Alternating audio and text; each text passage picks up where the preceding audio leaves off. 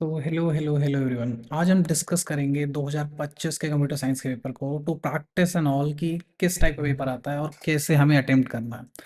So let's start. इस video में हम सेक्शन ए को डिस्कस करेंगे कि उसके क्या क्या सॉल्यूशंस हैं। ठीक है। नेक्स्ट में हम सेक्शन बी को डिस्कस करेंगे और उसके बाद हम 2024 के पेपर को डिस्कस करेंगे। So let's start. सो पहला क्वेश्चन हमारा ये है कि एक पाइथन लिस्ट में हमेशा जितने भी एलिमेंट स्टोर होते हैं सब कुछ सारे के सारे सेम डेटा टाइप्स होने चाहिए। बट ये ट्रू नहीं है, क्योंकि जब हम डेफिनेशन पढ़ी थी तो पाइथन लिस्ट की डेफिनेशन थी कि पाइथन लिस्ट जो है हेट्रोजीनियस होती है। अब हेट्रोजीनियस का मतलब क्या है कि उसमें अलग अलग टाइप के डेटा टाइप्स स्टोर हो सकते हैं। सो इससे हमें पता लगता है कि ये जो स्टेटमेंट है ये फॉल्स हो गई। ओके। नेक्स्ट स्टेटमेंट, हमें इस प्रिंट स्टेटमेंट का जो है आउटपुट बताना है। ठीक है। सो इसमें हमें मल्टीपल ऑपरेशन देख रहे हैं। सबसे पहला modulus, second exponentiation, third multiplication. So अब इसको सॉल्व करने के लिए हमें आनी चाहिए कि क्या क्या फ्लो होना चाहिए, किसकी ज़्यादा पावर है। मतलब पावर से मेरा मतलब है कि किसको ज़्यादा प्रायोरिटी पे रखना है। सो प्रायोरिटी वाइज ये होता है, सबसे पहले हमें एक्सपोनेंशिएशन को सॉल्व करेंगे। सो 3 to the power 2 that is 9। उसके बाद हम मॉड्यूलस को कैलकुलेट करेंगे। 14 मॉड्यूलस 9 इज 5। उसके बाद हम मल्टीप्लिकेशन पाएंगे, 5 × 4 इज 20।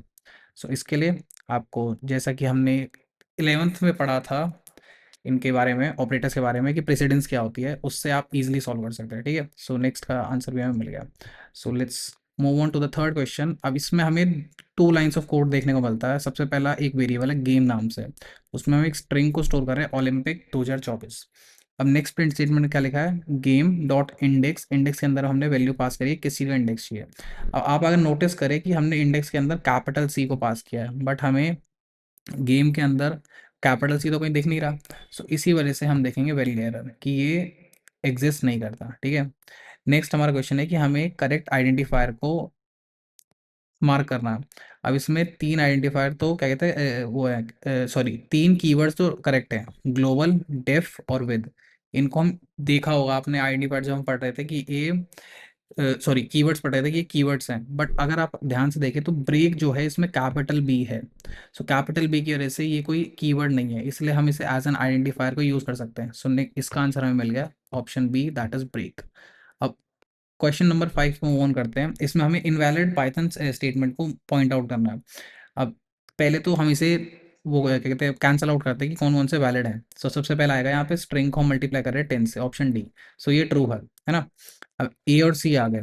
इसमें हम देख रहे हैं दो चीज़ों को हम प्रिंट कर रहे हैं। प्रिंट स्टेटमेंट के अंदर हमने दो अलग अलग चीज़ें लिखी है और लास्ट में हमने एंड और सेप कीवर्ड का यूज़ किया है। ठीक है। ये नॉर्मल है। बट हम अगर ऑप्शन बी की तरफ देखें, सो हमने सेप को इन दोनों के बीच में यूज़ किया है, जो कि इनवैलिड है। हम सेप और एंड को हमेशा लास्ट में करते हैं, तो इससे हमें पता लग जाएगा कि इसका करेक्ट ऑप्शन क्या है, that is B. Okay. Next question, that is question number 6। अब इसमें हमें इसका आउटपुट बताना है। एल एक लिस्ट है, उसके अंदर दो चीज़ें हम स्टोर कर रहे हैं, टेक और टाक। अब हम प्रिंट स्टेटमेंट के अंदर इस लिस्ट को रिवर्स कर रहे हैं। अब हमें कैसे पता कि हम रिवर्स कर रहे हैं, उसका आंसर है ये, कि अगर आप ध्यान से देखेंगे तो यहाँ पे हम इसे यूज़ कर रहे हैं, लास्ट में -1 मतलब रिवर्स। अब रिवर्स करेंगे तो इसका बाद वाला एलिमेंट पहले आएगा और पहले वाला बाद में आएगा। सो हम यहाँ से देख सकते हैं कौन सा ऑप्शन करेक्ट है, दैट इज टाक टेक, ऑप्शन नंबर डी।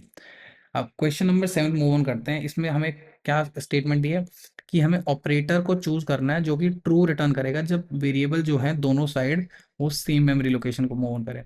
सो अगर हमने याद करा होगा कि मेमोरी लोकेशन के लिए हम कौन से उसको यूज करेंगे, ऑपरेटर को, आइडेंटिफाइंग ऑपरेटर्स को, है ना। सो इसके लिए हम देख लेंगे इज, अगर दोनों सेम मेमोरी लोकेशन पे है तो वो ट्रू रिटर्न करेगा, अदरवाइज फॉल्स रिटर्न करेगा। Okay. Let's move on to the question number 8। अब यहाँ पे हमें एक डिक्शनरी दी है इस टाइप की, S01, जिसके अंदर वैल्यू है जिसकी वैल्यू है 95, और दूसरा की क्या है S02, जिसकी वैल्यू है 95। अब यहाँ पे हम एक फॉर लूप चला रहे हैं आई इन डी। अब प्रिंट हमें करना, print I ends with hash. अब अगर हम ऐसे ही नॉर्मली जब लूप करते हैं एक डिक्शनरी के अंदर, तो आपने एक चीज़ पढ़ी होगी जब आपने डिक्शनरी के बारे में पढ़ा था, कि इस सिनेरियो में हमेशा हमें सिर्फ कीज़ दिखती हैं। सो इससे हमें पता लग जाएगा कि सिर्फ हमें कीज़ प्रिंट आउट करेगा ये S01 और S02, और एंड हैश लिखा हुआ है तो S01 हैश S02 हैश। सो हमें पता लग जाएगा ऑप्शन ए इज़ करेक्ट। अब नेक्स्ट आ गया कि जब हम टेबल को क्रिएट करते हैं, सो कौन सा कंस्ट्रेंट है जो कि हमें अलाउ नहीं करता कि हम डुप्लीकेट वैल्यूज़ को इंसर्ट कर सकें। इसका आंसर है यूनिक, ऑप्शन नंबर ए। अब नेक्स्ट आ गया इसका आउटपुट हमें गेस करना है। सबसे पहले तो हम इसमें देखेंगे कि एक हम फंक्शन बना रहे हैं, फंक्शन को अभी भूल जाते हैं, ठीक है। अब ये हमारा मेन फ्लो ऑफ स्टेटमेंट रहेगा। सबसे पहले हमने एन नाम के वेरिएबल को वैल्यू दी 15।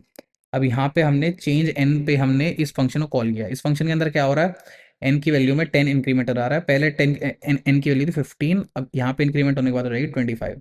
अब प्रिंट के अंदर 25 हो जाएगा प्रिंट, और and double double dollar, so 25 double dollar. अब नेक्स्ट आ गया प्रिंट एन। अब एक चीज़ अगर आपको याद हो कि एन जो है यहाँ पे, मेरे को दूसरा वो कलर यूज़ करना, तो एन यहाँ पे ग्लोबली वो है, क्या कहते हैं, हमने इनिशियलाइज किया ग्लोबली, और यहाँ पे फंक्शन के अंदर लोकली ये चेंज हो रहा है ना, और हम ग्लोबल कीवर्ड भी यूज़ नहीं कर रहे। सो इसीलिए जैसे ही यहाँ पे कॉल हो जाएगा फंक्शन और उसके बाद हम प्रिंट एन करेंगे, सो ये ग्लोबल वैल्यू को प्रिंट करेगा, जिसका मतलब है कि हमें ये वैल्यू दिखेगी 15, जिससे कि हमें पता लग जाएगा ये है करेक्ट आंसर, ठीक है। नेक्स्ट आ गया ट्राई एक्सेप्ट और फाइनली स्टेटमेंट, जो एक्सेप्शन हैंडलिंग होती है ना। एन की वैल्यू हमने दी 5। अब क्या ट्राई करना है हमें, प्रिंट ये, फिर एक्सेप्ट के अंदर ये, एक्सेप्ट कब रन करता है हमारा, जबकि एरर आई, है ना, और फाइनली ये। सो ट्राई तो रन करेगा ही, है ना। वर्ड वर्ड के बाद एन की वैल्यू, वर्ड वर्ड और एन की वैल्यू आ गई 5। सो हमें पता लग गया इन दोनों में से कोई एक ऑप्शन होगा। एंड विद हैश, हैश भी दिख रहा है दोनों में, है ना। अब कोई यहाँ पे एरर नहीं है, नहीं है ना एरर, इसलिए एक्सेप्ट वाला ब्लॉक रन नहीं करेगा, और फाइनली ये क्या कहते हैं, ये एग्जीक्यूट हो जाएगा ओवर। सो हमें वर्ड के बाद ओवर ही मिलेगा, इससे पता लगेगा हमें ये ऑप्शन करेक्ट है। सो अब हमारे 11 क्वेश्चन हो गए। Let's move on to the 12th question. यहाँ पे पूछा है एक बिल्ट इन फंक्शन या मेथड बताना जो कि रिटर्न करे डिक्शनरी। सो आपने पढ़ा होगा कि डिक्शनरी जो कीवर्ड है, ये डिक्शनरी सॉरी डिक्ट जो कीवर्ड है, इसे हम यूज करते हैं डिक्शनरी क्रिएट करने में, है ना। So option A is correct.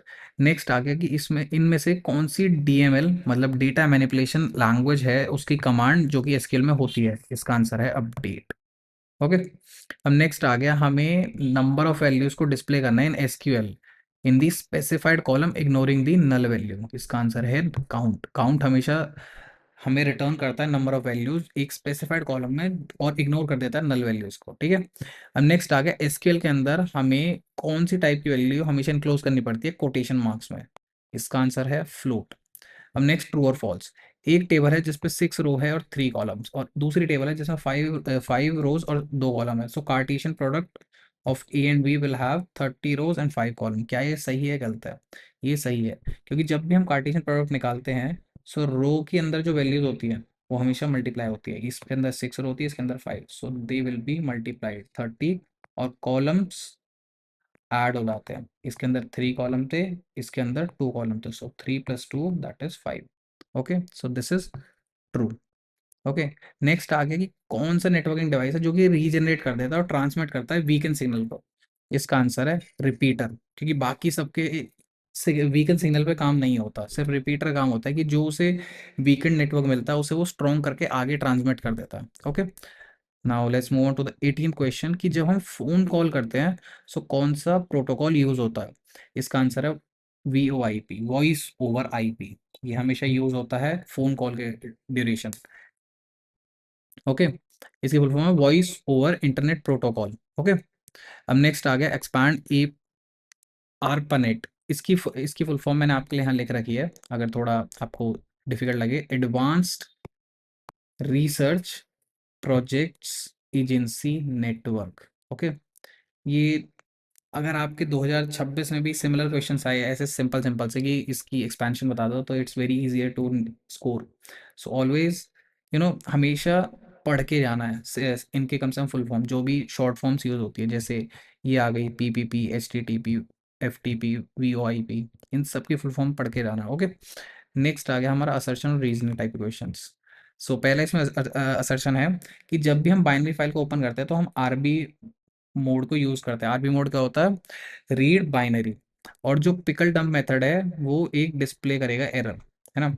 अब रीजनिंग है इसकी, पिकल डंप मेथड जो है उसे यूज करा जाता है to read binary file. Assertion सही है पर रीजनिंग गलत है, ठीक है।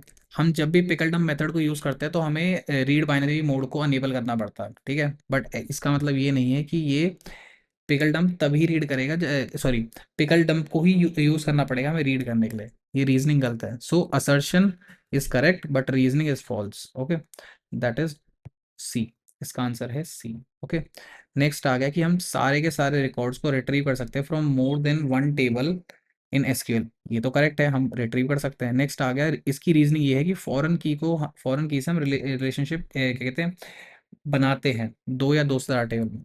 सो इसका इसमें दोनों स्टेटमेंट्स ट्रू है ना। सो ए या बी में से एक ऑप्शन होगा। दोनों स्टेटमेंट ट्रू है, both are true, both are reasoning true. But जो इसकी रीजनिंग है वो करेक्ट नहीं है। Reasoning R is not correct explanation. अब इसका आंसर ये है कि हम जॉइन वगैरह मेथड्स भी यूज कर सकते हैं टू रिट्रीव रिकॉर्ड्स। जरूरी नहीं कि फॉरेन की ही हमें एस्टैब्लिश करनी हो रिलेशनशिप के लिए दो या दो से ज़्यादा टेबल में, ठीक है। So with this we have completed our part A, that is short, not short, MCQ type questions. Okay, so part B में हम थोड़े लॉन्गर और लेंथी क्वेश्चंस को डिस्कस करेंगे। So I hope you understand and enjoyed this video. I will see you in the next. Thank you. See you. Tata. Bye bye.